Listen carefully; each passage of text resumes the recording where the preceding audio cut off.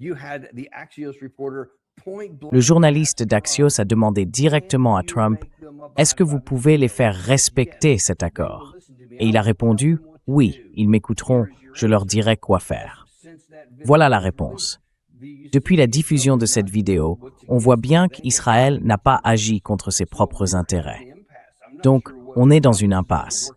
Je ne sais pas comment tout ça va se résoudre, parce que tant que Trump ne tape pas du poing sur la table et ne dit pas « Bon, écoute, Bibi Netanyahou, il faut que tu sois un peu raisonnable », comme il l'a dit dans une de ses interviews.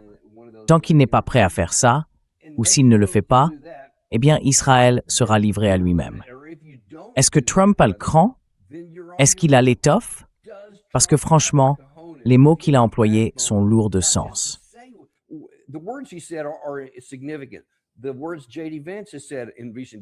Les propos que J.D. Vance a tenus ces derniers jours sont très importants. Mais ce ne sont que des mots. Est-ce qu'il y aura des actes pour aller avec? Parce qu'à un moment, il faudra dire « Bon les gars, voilà le lien, on va le démonter maintenant. Vous êtes seuls. Je ne vais pas laisser notre pays être entraîné de nouveau dans la guerre, ni continuer tout ça simplement parce que vous refusez de faire cette partie-là, qui est pourtant nécessaire à la paix et à la stabilité régionale. Pas forcément la paix, mais au moins la stabilité, la fin de la guerre. Faut pas s'emballer. Mais si on ne fait pas ça, et si Trump se contente de dire ces mots pendant qu'Israël continue d'agir et qu'on continue de le soutenir, alors là, on voit clairement, sans aucune ambiguïté, qui tient vraiment les rênes. Et apparemment, ce n'est pas cette petite puissance, comme l'a appelé le président Trump.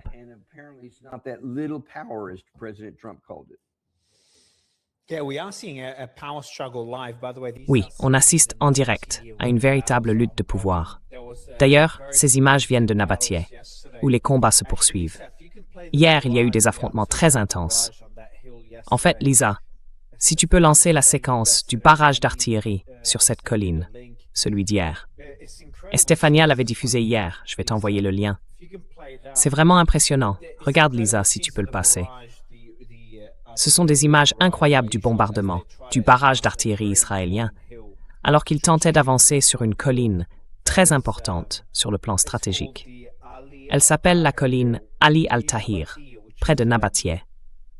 Il y a là beaucoup d'infrastructures, notamment du Hezbollah, et c'est un point stratégique parce que c'est une colline assez élevée qui offre une vue dégagée sur toute la région de Nabathieh, le cœur du territoire du Hezbollah.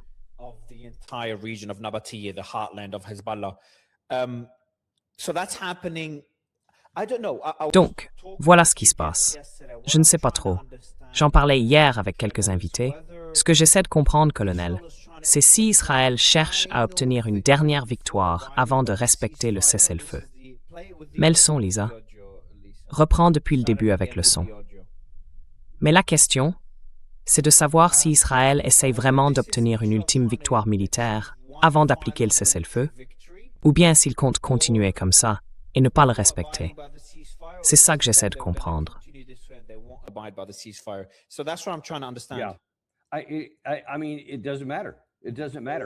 Je veux dire, ça n'a pas d'importance. Vraiment, ça n'a pas d'importance. Si Israël dit qu'ils vont remporter une victoire de plus et rester, alors ce n'est pas un cessez-le-feu. Ce n'est pas un retrait. Hier, le chef du Hezbollah, son nom m'échappe pour le moment, désolé, a publié une vidéo où il disait simplement qu'Israël quitterait chaque pas, chaque centimètre de territoire au Liban où se trouve le Hezbollah. Et c'est exactement ce que les Iraniens ont dit aussi. Il faut retirer les troupes. Ils l'ont répété dans plusieurs déclarations. Je ne sais pas si c'est celle dont vous parlez, je ne l'ai pas encore vue, mais jusqu'à présent, leur message, c'est que ce n'est pas seulement un cessez-le-feu, c'est un retrait complet. Et bien sûr, on a vu hier matin, d'ailleurs pendant que j'étais à l'antenne dans mon émission, qu'ils annonçaient un cessez-le-feu entre le Hamas, le Hezbollah et Israël. Eh bien, combien de temps ça a duré? La vidéo que vous me montrez prouve que pas très longtemps.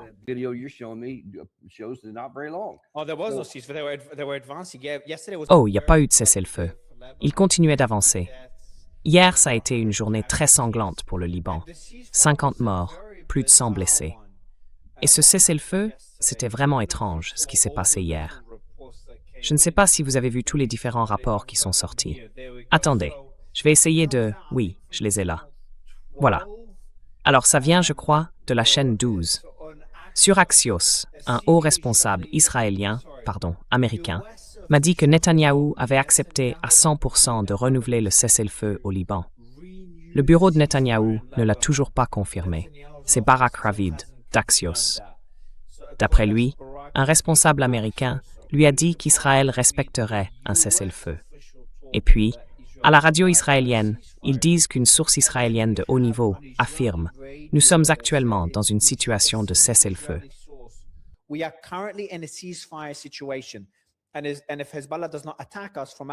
Et si le Hezbollah ne nous attaque pas, de notre point de vue, ce n'est pas une période de guerre. Ici, c'est Galei Tzahal, sur la radio de l'armée israélienne.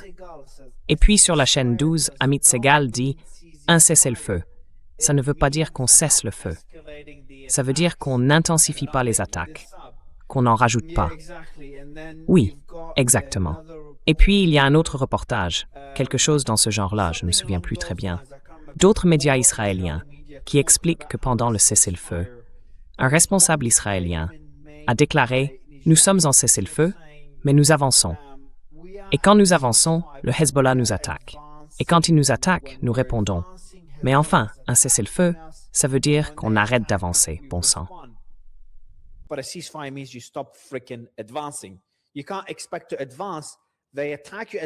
On ne peut pas s'attendre à avancer, parce que dès qu'on avance, ils t'attaquent. Et ensuite, on considère ça comme une violation du cessez-le-feu. Donc je ne sais pas s'il y a des désaccords en Israël. Et d'ailleurs, ça rejoint quelque chose d'autre que j'ai vu, qui est sorti aujourd'hui, d'après la chaîne 12. Moi, je l'ai vu hier, mais c'est sorti aujourd'hui. Donc ça va faire parler aujourd'hui.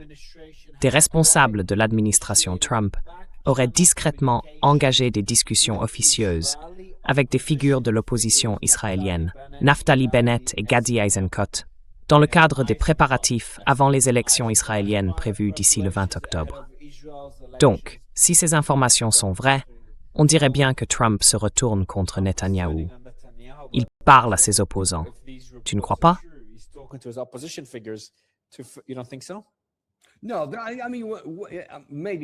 Non, je veux dire, peut-être que c'est le cas.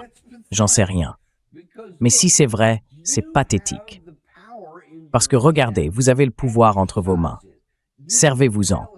Vous pouvez lui dire en face, pas agir en douce derrière, à propos de quelques figures de l'opposition ou d'une élection à venir. Dites-lui tout de suite, voilà ce que vous allez faire pour notre intérêt national.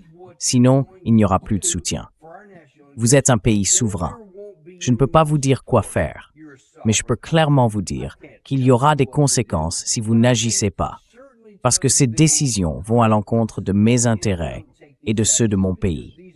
Donc non, je ne vais pas vous soutenir, ni fermer les yeux, ni attendre les élections plus tard dans l'année en espérant que l'autre candidat gagne, parce que ça, c'est pathétique.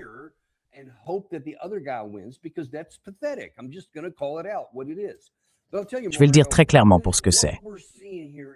Écoute Mario, ce qu'on voit ici, c'est quelque chose que je suppliais les gens de comprendre bien avant que cette guerre ne commence. En fait, d'une manière générale, on voit la même chose dans la guerre entre l'Ukraine et la Russie. Quand on déclenche une guerre, c'est terriblement facile de la commencer. Mais c'est vraiment difficile de l'arrêter. Parce qu'une fois que la violence est lâchée et qu'on demande à des gens de faire des choses qu'ils ne feraient jamais dans la vie civile, la guerre prend sa propre dynamique. Et ça peut sembler être un cliché, mais une fois que les chiens de guerre sont lâchés, il est très difficile de les faire rentrer dans leur cage.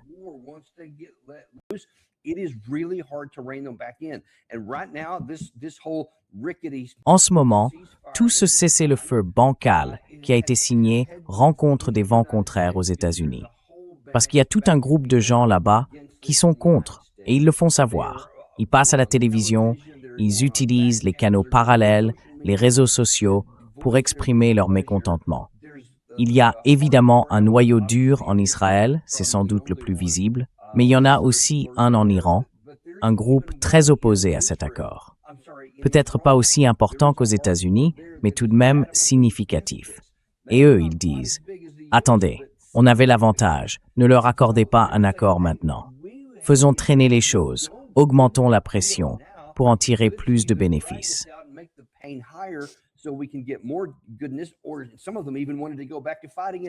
Certains voulaient même reprendre le combat, pensant qu'ils pouvaient infliger une défaite militaire, et ainsi de suite.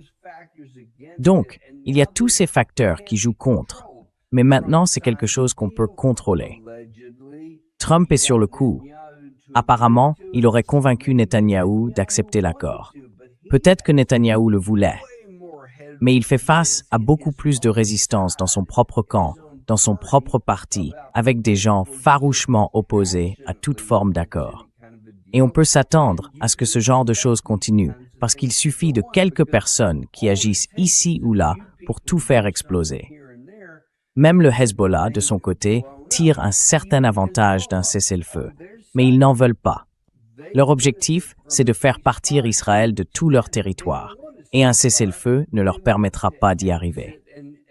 Donc, ils ont tout intérêt à maintenir les combats, à faire en sorte que ça paraisse être la faute d'Israël, à mettre la pression, et ainsi de suite. Franchement, je ne vois pas comment ça pourrait avoir la moindre chance en ce moment.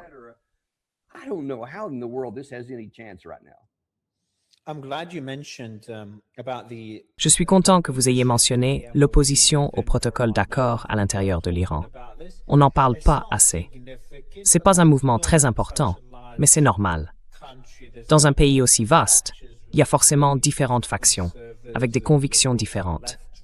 Il y a les conservateurs, les libéraux, une sorte de clivage gauche-droite, comme dans tous les pays, y compris en Iran. Et certaines factions sont très critiques envers cet accord. J'ai parlé avec le professeur Izadi, et je pense qu'il fait partie de ce camp-là. Il ne l'a pas dit clairement, mais c'est l'impression que j'ai eue de notre discussion. Et l'argument qu'il avance est très logique. Il m'a dit en substance, « Mario, nous ne faisons pas confiance aux États-Unis. Ce qui nous inquiète, c'est que Trump voulait simplement ce protocole d'accord qu'il ne respectera pas. On le voit déjà en Israël. Il voulait cet accord pour détendre un peu les marchés, faire sortir quelques navires, puis reprendre la guerre. C'est ça, sa crainte. Et ça montre bien à quel point les Iraniens se méfient des Américains.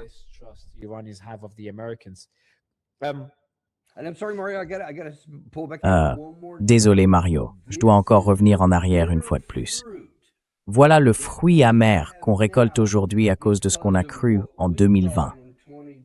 Enfin, on peut même remonter à 2018, puis à 2020 quand on a assassiné Soleimani, et ensuite en 2025 quand on a lancé cette guerre, puis en 2026. À chaque fois, on agit en prétendant qu'on est en pleine négociation. Mais en réalité, on montre bien que, parce qu'on se croit en position de force, on pense pouvoir faire absolument tout ce qu'on veut. Et eux, qu'est-ce qu'ils peuvent faire contre ça? La plupart du temps, ça avait marché.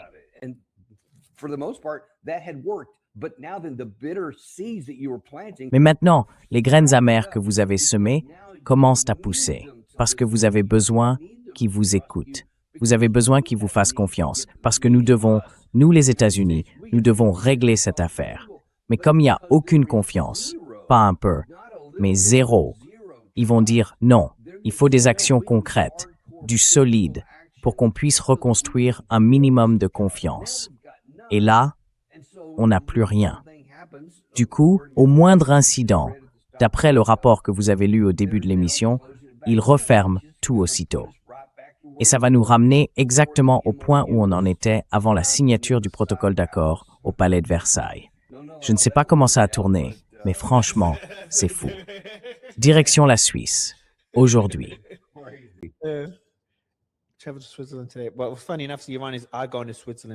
C'est assez ironique, mais les Iraniens vont en Suisse pour les négociations.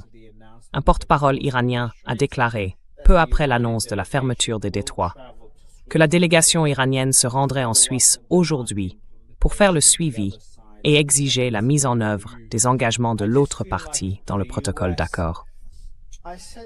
Moi, je pense que les États-Unis, je l'ai déjà dit il y a quelque temps, j'en parlais dès le début, Trump avait une occasion de transformer cette guerre désastreuse et absurde en victoire, en accueillant l'Iran dans l'économie mondiale, en levant les sanctions dont le peuple iranien a besoin. Et ça ne nuit pas aux États-Unis. Au contraire, les États-Unis pourraient obtenir d'excellents accords d'investissement en Iran. Ils parlent d'un grand fonds de reconstruction de 300 milliards de dollars. C'est un fonds, pas des subventions ni des réparations. Donc, c'est une vraie opportunité. Et surtout, ça aurait changé la relation entre les États-Unis et Israël.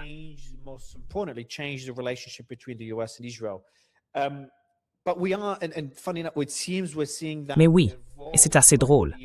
On dirait qu'on voit ça évoluer. En ce moment, les Iraniens vont rencontrer les Américains tout en fermant le détroit d'Ormuz, en réaction aux Israéliens. Et ça provoque une fracture entre les États-Unis et Israël. D'une certaine manière, on pourrait dire qu'ils rendent service aux États-Unis, en montrant au monde et au public américain « Regardez, c'est de ça qu'il faut qu'on sorte.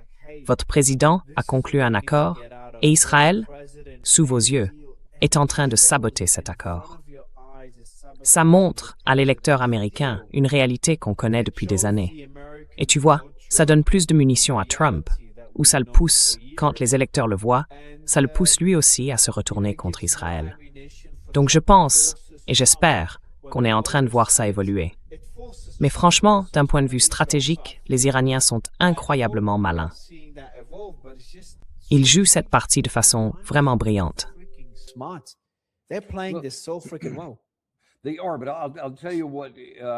C'est vrai, mais je vais vous dire ce qui, aux États-Unis, freine très fortement cette idée, surtout dans ce monde qu'on pourrait imaginer repenser. Et je suis d'accord, en théorie, que ce serait possible et même bénéfique. Et je le soutiendrai. Mais il y a deux gros problèmes. Le premier, c'est l'histoire.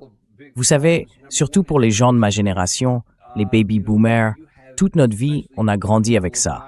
La Shoah et ce fameux « plus jamais ça ». Et puis cette idée que, là-bas, ces gens sont comme une petite île au milieu d'une mer de violence et de chaos au Moyen-Orient, et qu'ils représentent une démocratie. C'est ancré dans notre ADN. Alors défaire tout ça, rien qu'au fil de l'histoire, c'est extrêmement difficile.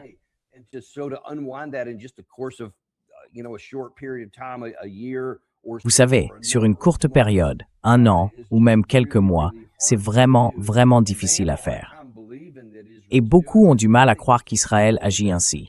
Ils se disent « Ah, c'est juste la façon dont on le présente ». Mais non, c'est de la désinformation. Ce sont les gens mal intentionnés qui répandent des rumeurs et des mensonges et tout le reste. Laura Loomer en parle beaucoup, évidemment. Mais l'autre point, c'est que l'Iran n'a pas de lobby aux États-Unis. Israël, oui.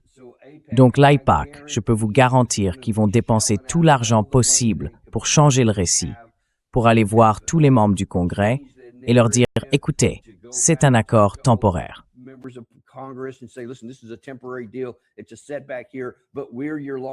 C'est un revers, oui, mais nous, on est là pour le long terme. Eux, ils auront de l'argent pour soutenir leur position, alors qu'il n'y en a pas de l'autre côté. Et puis, il y a aussi ces 47 ans d'histoire derrière tout ça. L'Iran, c'était l'empire du mal, le grand méchant du Moyen-Orient, avec tous ces slogans du genre « mort à l'Amérique » et compagnie. Donc il faut déconstruire toute une histoire des deux côtés qui agit sur le même public. Et d'un côté, il y a l'argent, de l'autre, non. Et franchement, l'argent, c'est la monnaie du pouvoir en politique ici, aux États-Unis. Alors j'ai du mal à voir comment tout ça pourrait fonctionner, même si sur le fond, les faits sont bien comme vous le dites.